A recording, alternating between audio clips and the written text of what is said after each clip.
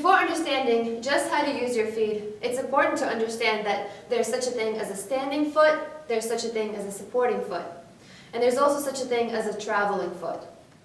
Now, a standing foot is the foot that you have most of your weight on. A supporting foot is the foot that has less weight. So, for example, in this position, I have about 80% of my weight on my front leg, which is my standing leg therefore, and about 20% of weight on my supporting leg, which is my back leg. So at the moment I have split weight, so both of my feet are standing feet. I can transfer more weight onto my right foot, making my right foot my standing foot, and my left foot my supporting foot.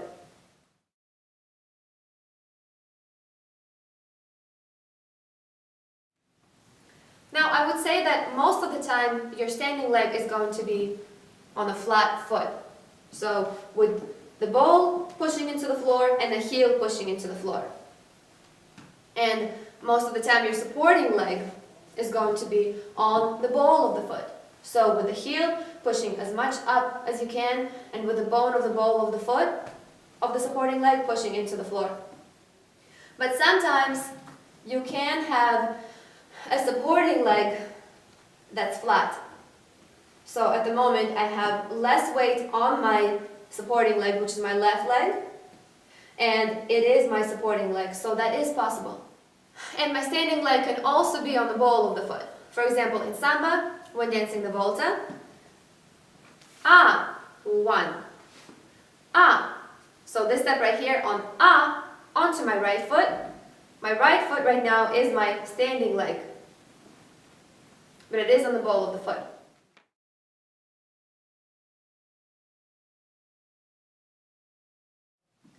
Now the first thing that I'll say about the feet, whether they're on the ball of the foot or flat, they should always be on the inside edges. So you should always be pushing your weight onto the inside edges of your feet. This is partly then because it looks more beautiful, but also because our feet, when not pushing on just one side, tend to kind of change around from one side to the other.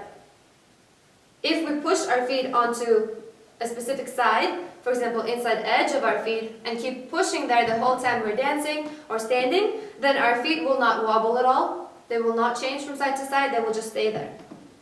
So you do want to keep pushing onto the inside edges of your feet. Another reason why it's important to push on the inside edges of your feet is because we, in Latin dance sport, always want to be pushing our knees into one another. So we never dance with our knees pushing out. Instead, we always dance with our knees pushing inwards. That is something that's very, very important.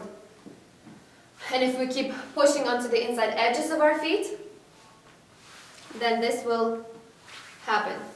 Our knees will pass strongly through each other. So then your standing foot, if it's flat, it will push on the inside edge.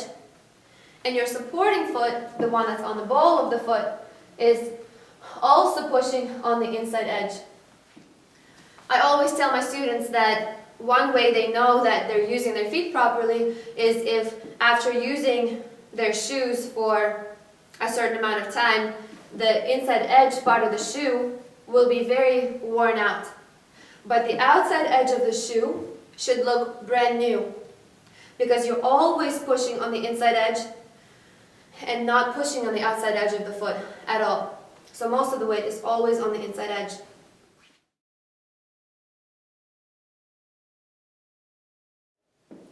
It's very important in Latin dance sport to have your feet in this position. So with your heels pushing inwards and your toes pushing slightly out.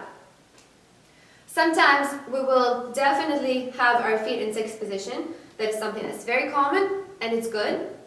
But we will never have our feet in this position. So never with our toes in and heels out.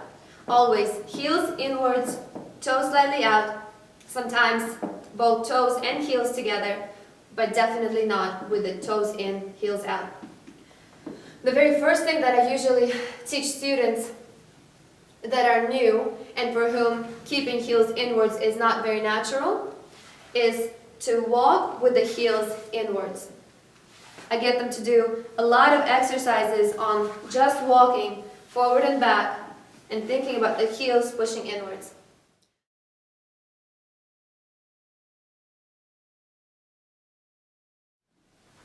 Now, something that I say a lot when I teach is the bone of the ball of the foot.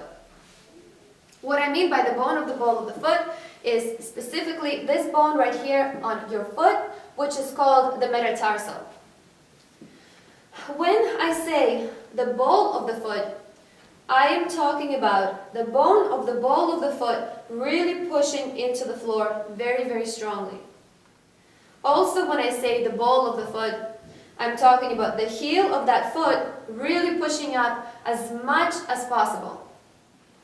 I always say that the bone of the ball of the foot should be the highest possible heel. I call that articulating your foot, or articulating the lift in your heel. If we don't articulate the lift of the heel in the foot, that's on the ball of the foot ends up looking sometimes a little bit lazy. Not only does it look a little lazy, but it's also not strong, and therefore it's not very useful to us. So there are two things that go into creating the perfect ball of the foot, and that is pushing the bone of the ball of the foot into the floor as much as possible, and pushing the heel of that foot as high as possible. This really activates the muscles in your feet and makes you use the muscles in your feet, which makes your foot strong and activated. If you don't push the bone of the ball of the foot into the floor and don't raise the heel to the highest possible, your foot is kind of weak and therefore not very usable to you.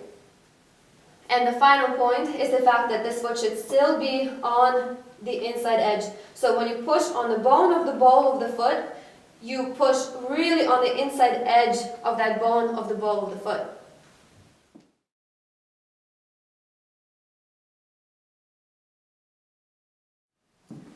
A supporting foot should be functional.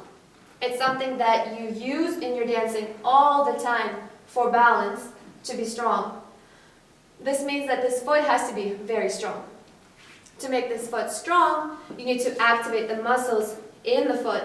And you do this by doing two very opposite actions.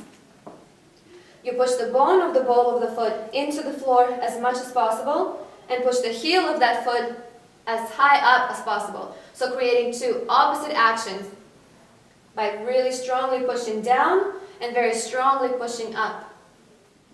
Now be careful when you're pushing the heel up. As I said, you want to be pushing that heel up to the highest possible. The bone of the ball of the foot may want to lift if you really push it up so strongly. But the ball of the foot should be kind of fighting back in a way and be really pushing down. The same goes for the heel. If you are really pushing the bone of the ball of the foot strongly into the floor, the heel might want to follow it as well and might also want to go down, but also fight it and really keep pushing up with the heel.